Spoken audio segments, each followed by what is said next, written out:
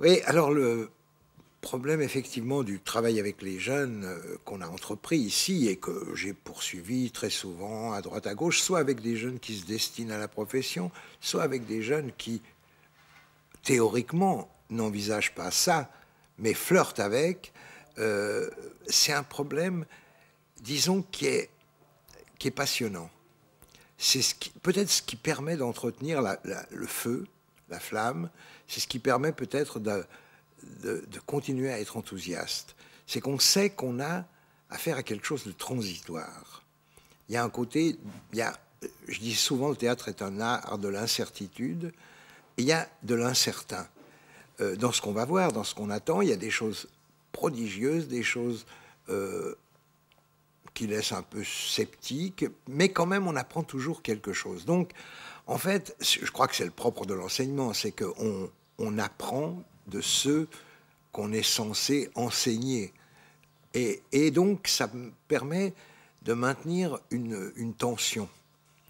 Et moi, j'aime bien faire ça régulièrement, ponctuellement, parce que ça me...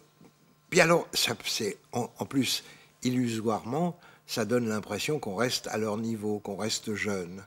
Donc on a tout l'avenir devant nous.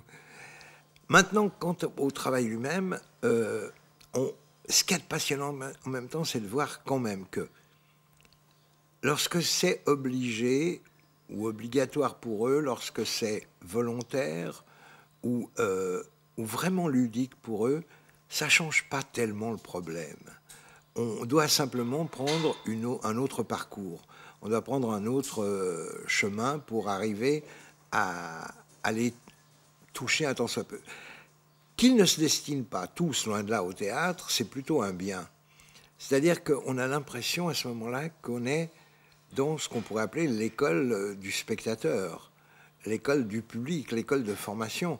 C'est-à-dire qu'on leur donne des éléments d'un système qui pourrait être le système de la représentation. Qu'est-ce que c'est que la représentation à notre époque? Représentation au sens psychanalytique même, ce qui est l'art de présenter à nouveau les choses. Et puis, il y a un autre élément qui intervient, qui est peut-être encore plus passionnant, c'est que c'est en leur parlant qu'on voit où on parle faux. On voit par l'éveil, l'attention, le regard, si on est en train de toucher juste. Et quand on touche juste, on sait que c'est des gens qui pourront amener leur propre contribution autour d'eux à l'évolution des gens. Ils pourront servir de relais. Et après tout, qu'est-ce que nous sommes, nous, sinon que des relayeurs? Et donc, on leur confie cette tâche.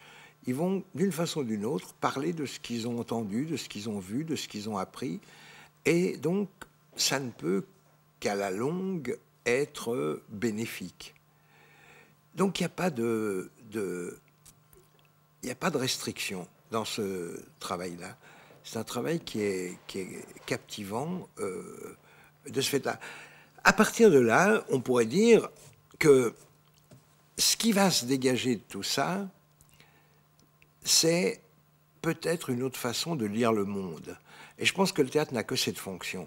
Le théâtre doit apprendre aux spectateurs à lire le monde autrement que la domination idéologique veut nous le faire lire.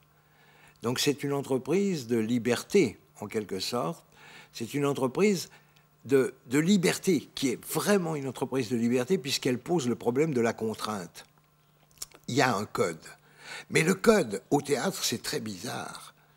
Chaque pièce produit son propre code et doit donc donner, dès les premières impulsions, doit donner l'idée de découvrir le code, de savoir quel sera le code avec lequel on va travailler toute la soirée.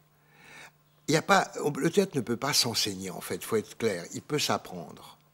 C'est une relation d'apprentissage et non pas une relation d'enseignement. Nous, ce qu'on peut, c'est guider l'apprentissage des gens dans des manifestations de type théâtral, encore une fois, qu'elles soient professionnelles, amateurs, qu'elles soient, disons, plus ou moins libérées, comme ça. Mais encore une fois, quand même, cette libération vient du théâtre même.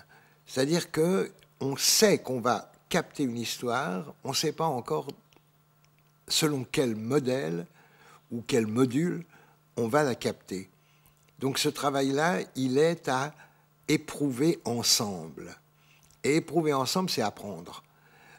J'ai jamais une relation d'enseignant. On communique des informations, mais c'est pas de l'enseignement, c'est le partage d'un savoir. C'est tout. Et avec les jeunes, ça se présente très bien, peut-être parce qu'ils offrent une grande résistance. Ils ont leur propre conception, leur propre, qui est très, très formatée pour eux-mêmes, par eux-mêmes ou par les autres, à ce moment-là. Et on sait qu'ils seront des opposants. Donc on sait qu'on entrera dans un trajet dialectique. Si c'était des moutons bêlants qui gobent tout ce que tu es en train de dire, ça n'aurait aucun intérêt.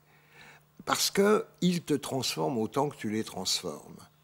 Et que le théâtre, c'est quand même l'art de la transformation. Je crois qu'à partir de là, on a dit à peu près tout ce qu'on pouvait dire sur ce rapport-là.